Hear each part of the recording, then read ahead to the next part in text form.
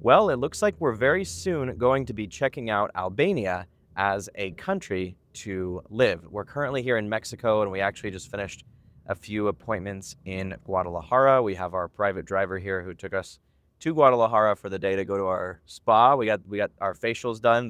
We'd bought a package for those a while ago before we had moved to Chapala. So we got our facials done. Did some other stuff in town, picked up a few things for some rental properties we're managing, and now we're headed back to Chapala. And we want to do a quick video about the next country we're looking at going to, which is Albania.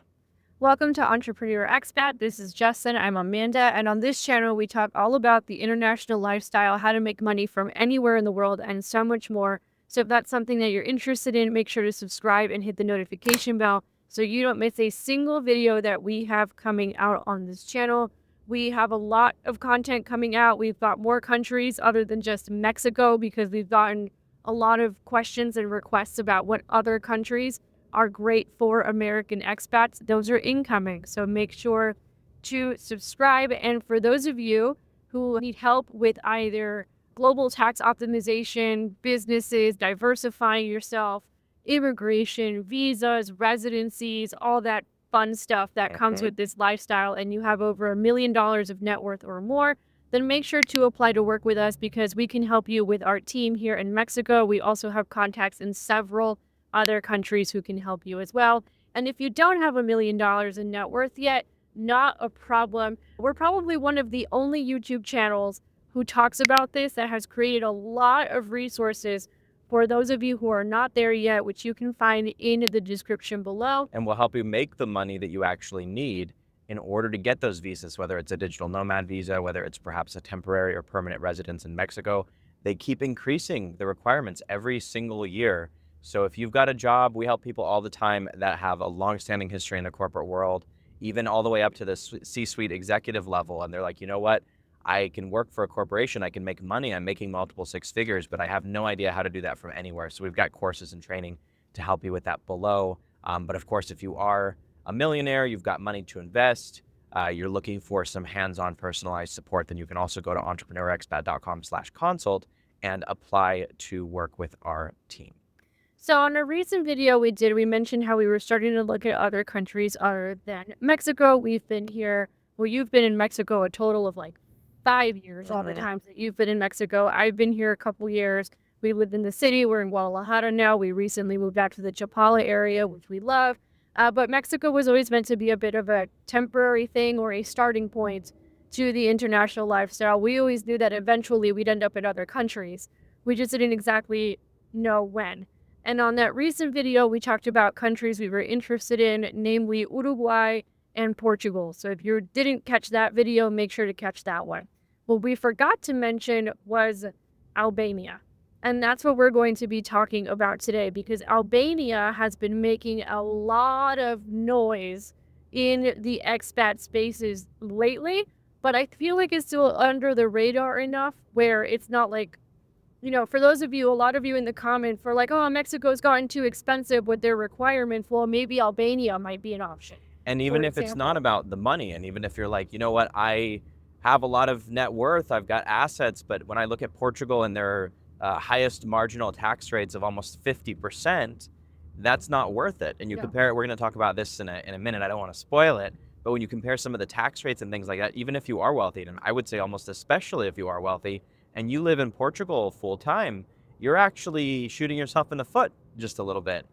Versus Albania is actually much more business friendly in terms of taxes and the climate to set up businesses than Portugal. So let's go into some of the reasons why we're considering Albania, like seriously considering it, like maybe in a year we're there while we finish some things up here in Mexico. Well, number one, its proximity to a lot of countries that I have been wanting to travel to for a very long time. I've had, for example, Turkey on my list for a long time. Greece has been on my list for a long time.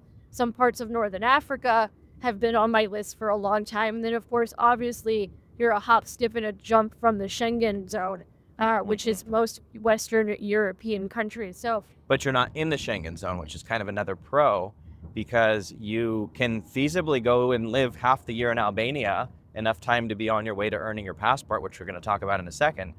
But you're a hop, skip, and a jump, like Amanda said, over to Central or Western Europe and the Schengen territory and all of that. So you could live 3 months here, 3 months there, and then do it again and still be below the number of days or right at the number of days that you can be in the EU Schengen zone. So that's definitely something that's very attractive to us. We wanted to start with Latin America first because we both speak Spanish. So that was a big plus, and it was the same time zones because we needed that for the businesses that we had when we started this.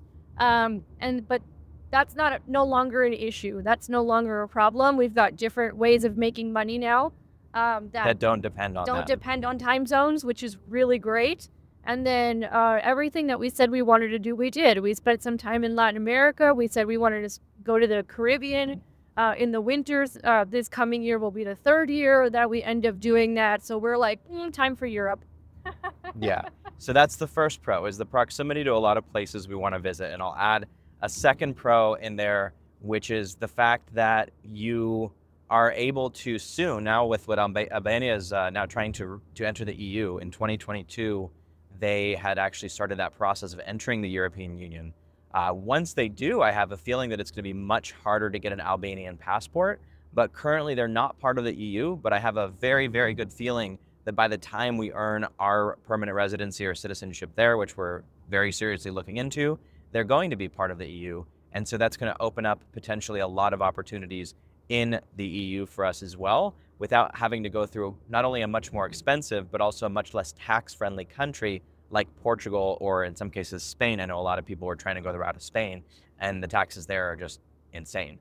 So that's another pro. Then a third pro that I really like is that you can get your passport in Albania in just 5 years. And it's similar to Portugal in that regard. Obviously, you would have to speak Albanian in order to actually get a passport, at least basic Albanian. You could get a permanent residency even if you did not speak Albanian and pass the citizenship test. But 5 years is really not that bad. That's on par with Mexico. And then I'll add in order to do that, you only have to start with a digital nomad visa where you can show an income of a little under 1,000 USD per month. We're certainly above that. But the cool thing is, when you're running a business, you are not always, well, I'll put it this way. You're trying to have as little net income as possible. I mean, everything essentially is a business expense if you can relate it somehow to your business and to the activities of your business. If you look at a country like Portugal, they wanted, for the two of us, approximately $69,000 per year in income, and that's net income, which means not only would we have to make that, which that's the easy part, but then we would have to pay taxes on that amount of money, whether or not we would need to do that in the course of normal business like operations or tax planning. So that would be tricky because it would cost us significantly more. So it's a pro because the requirement is lower, which means that our taxed income, both in the US and then also moving forward in Albania, does not have to be anywhere near as high.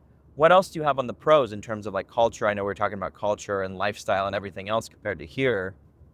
Well, it's a European lifestyle. Everybody wants one of That's a big pro. That's a big Yeah, pro. you've got Latin America, and Latin America is beautiful. And it's not that we're tired of it necessarily. We love it here, but it's a different pace of life. It's a different culture. And I am also Eastern European. Right. We've been with my cousins for a while. Now it's time to go hang out. We're with about your to go visit cousins. my Yeah. cousins in Albania, exactly, because I've got Ukrainian roots. So it's kind of a little change of pace of lifestyle and culture, maybe learning a new language as well.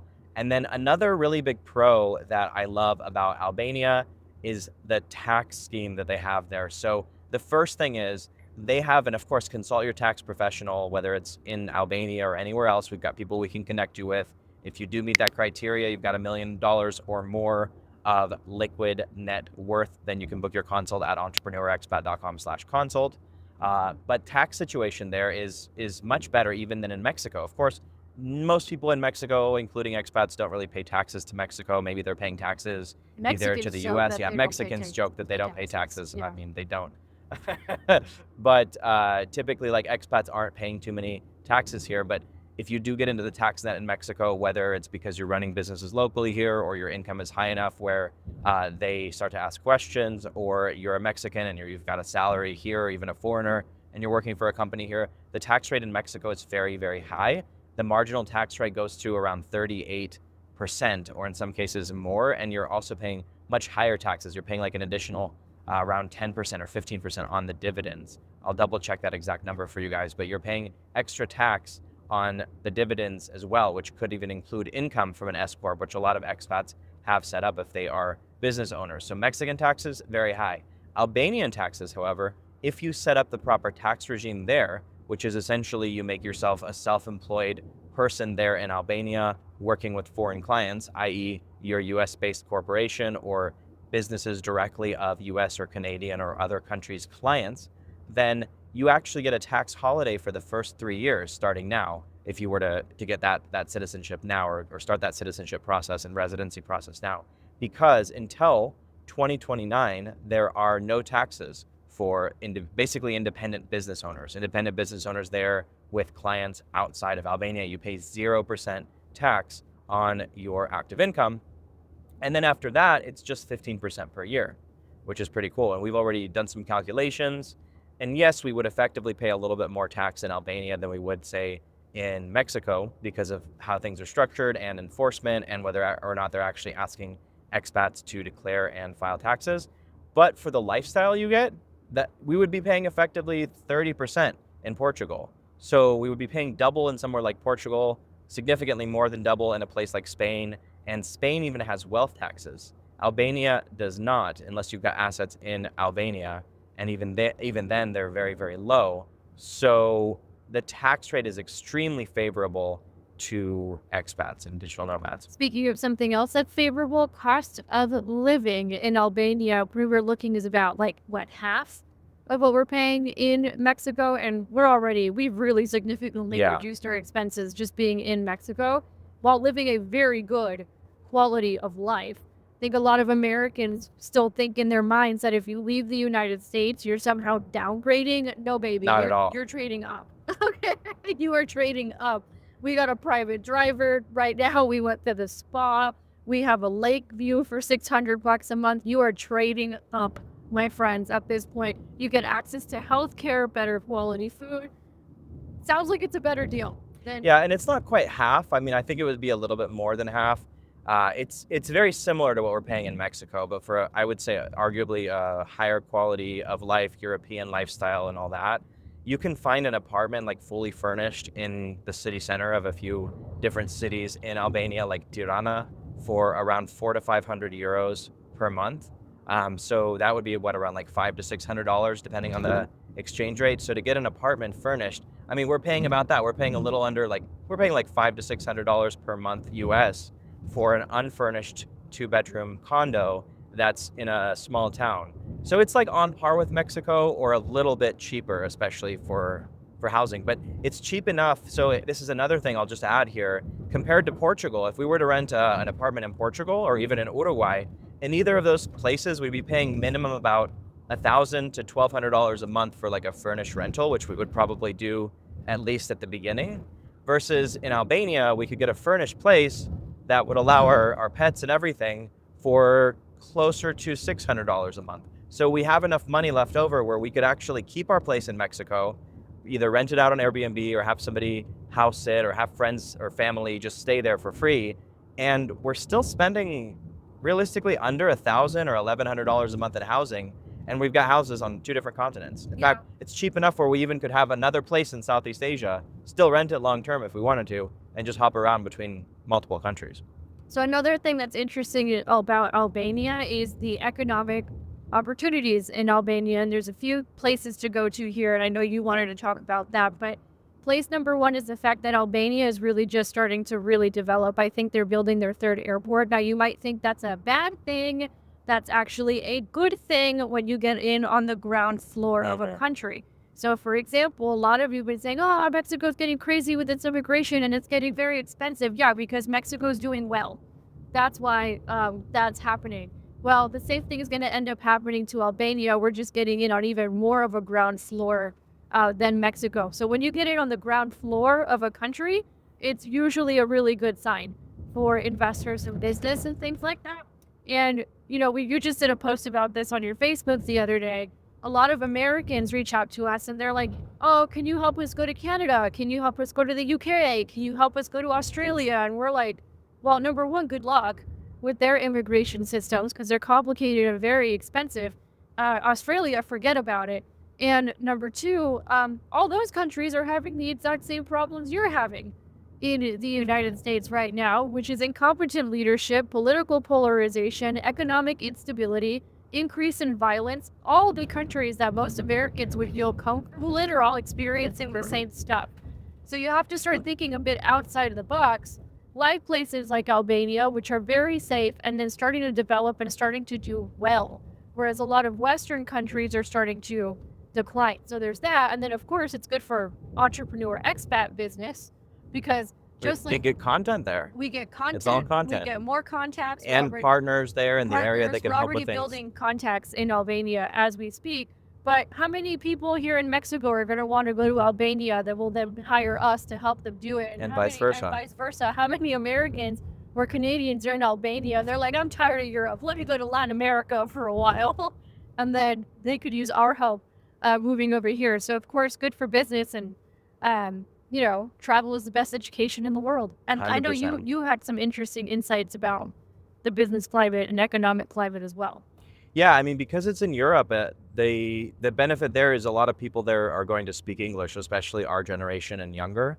And so that opens up opportunities for us to network more. I mean, obviously we're talking to people in Spanish here, but I feel like in Europe, especially because Albania as a country is trying so hard to like get back on top after many, many years of being under communism that they just essentially recently got out of, that I have a feeling there's going to be a very favorable business climate there, and that's what I've also heard. And English is spoken very, very widely, and it's much more connected to like a massive hub of influence of Europe versus, say, Latin America. I think here, this is just my opinion, but I don't think that people take business quite as seriously in a lot of places in Latin America as they do in Europe, just from my experience traveling around Latin America and traveling around Europe. So even finding, I mean, in the major cities, sure, but outside of that, it's not quite that. And also because English is so prevalent there, I just feel like it's a little bit easier to break into different communities and make connections and that sort of thing from a business standpoint. And then you were talking about tech as well, that in that part of Europe you can find tech talent and all those kinds of things. Oh, absolutely. Yeah, we visited a friend of ours in Ahihik who was saying that they actually had a lot of really good hackers in Albania. There are a lot of great hackers and software engineers and things like that. So we're gonna check out that crowd as well because we run businesses in the software space. And we have businesses where we do technology consulting, virtualization, software, websites, hosting, all that. So we're always looking for great talent all over the world to be able to help us with some of those things, whether it's for our own projects, our own infrastructure, or some projects that we do for clients. So it's great to be able to build hubs of not just influence in business, but also those talent pools all over the world because we're looking at expanding business and getting into more and more interesting projects every day because I can't keep still, as you know. You cannot. You cannot. The entrepreneur expat cannot keep still. And then finally, immigration in Albania is easy. Yeah, they give you a 1-year visa on arrival for US citizens, and you pretty much just have to spend 6 months a year in the country. And after 5 years, you can get a permanent residence or potentially a passport. Now, I do want to go into some of the cons. One of the cons I'll say from my perspective, and you can feel free to add to this, but one of the cons is definitely that you're in obviously other side of the world, right? You're on the other side of the world. You're going to have to deal potentially with time zone issues if you have clients that maybe you're meeting with at certain hours or doing a lot of synchronous communication with. In our case, we're not really doing a whole lot of that. Most of our sales come from projects that don't require too much synchronous communication. We're not really doing too many live calls anymore. We've automated a lot. Yeah, we've automated a lot. We're doing a lot of course sales. We're already up to about 10 or 15% of our income coming from online course sales that are like semi-passive. And then other things where you're on Slack and you respond to clients when they have questions. I mean, we have a lot of those. And then we're also doing a lot of relocation where in Mexico, we've already got our partners. And now we're going to open ourselves up more to other countries in the Eastern Hemisphere. So that's not as much of an issue for us as it might be, for example, for somebody who's working a remote job. Sure, we might have the occasional call at 6 or 7 o'clock in the morning, which is fine because we're up early, or like 9 or 10 p.m. Occasionally we will probably run into those, but like that's all right because it's not going to be all the time. Versus if you did have a full-time job and you were expected to be available, let's say Eastern Standard Time hours, you'd be working into the wee hours of the night, which coming from somebody who had to to work while he was traveling around the Middle East, including Israel and also in Europe and other places that were not aligned time zone wise with the U.S. It's a real pain. It's not very fun to do that. So you're Yeah, gonna and we've been actively working the last 2 years to move away from so many calls and having to be on U.S. time zone and U.S. hours, and we're getting there. We're making it happen, which is why we're like, okay, time to start expanding a little bit. exactly. Yeah. Other than that, I mean, I can't really think of too many cons. The one that I would maybe add is also like really long flights back to the U.S. So maybe coming back either once a year or once every couple of years for the holidays. It's definitely a longer flight, especially if you're traveling with two animals like we are. So when we go back for short periods of time, we might just find a house sitter or a pet sitter or a hotel for them or something. But that is one other con. Obviously, it's a little bit farther than Mexico, but we're really getting ready to explore more of the world, and it's a nice hop, skip, and a jump even over to the Middle East, to Turkey, to Southeast Asia.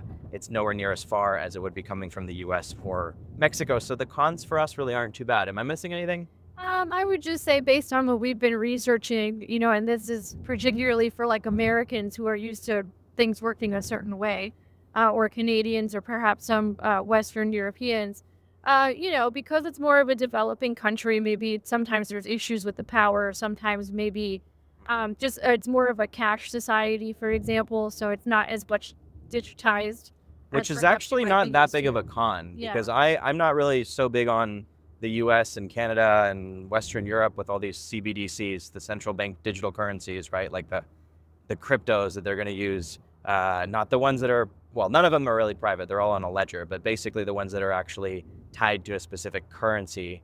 Albania is definitely far off from that. And I think philosophically, they're probably going to try to avoid things like that because of the totalitarian regime that they did not, that they had not that long ago, right?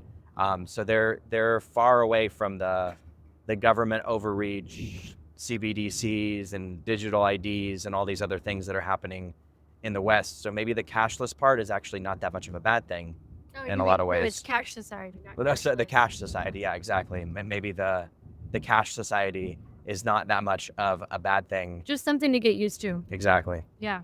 Other than that, that's basically where we're at right now in terms of talking out this decision. But we've been looking at several countries, and so far Albania is like it's come to the top position in terms of where we're going next. If anything changes, of course, we'll update you. So make sure to subscribe so you don't miss any of that.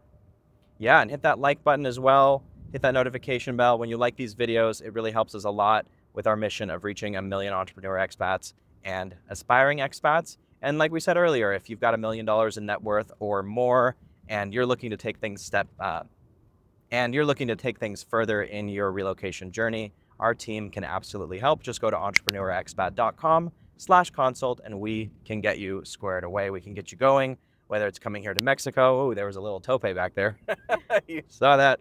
If Whether you it's, know, you know if you know, about you the yeah, Topus. yeah. If you're Yeah. trying to come to Mexico, to Costa Rica, to Panama, and now we are building some connections in Albania. So we're going to be offering services very soon there as well. And in other countries, we've already got people in Portugal that are helping our clients retire better there and invest there and get golden visas. So if you're interested in a place like that, we can also support you. entrepreneurexpat.com/consult. And if you're not at that $1 million or more net worth, then absolutely check out our free resources. Subscribe to this channel for more content. And we've also got a ton of courses, both on relocation, living abroad, and also making money remotely so that you can live and work from absolutely anywhere in the world. Thank you so much for your time today. And we appreciate you being the best part of this community of Entrepreneur Expat. Bye for now.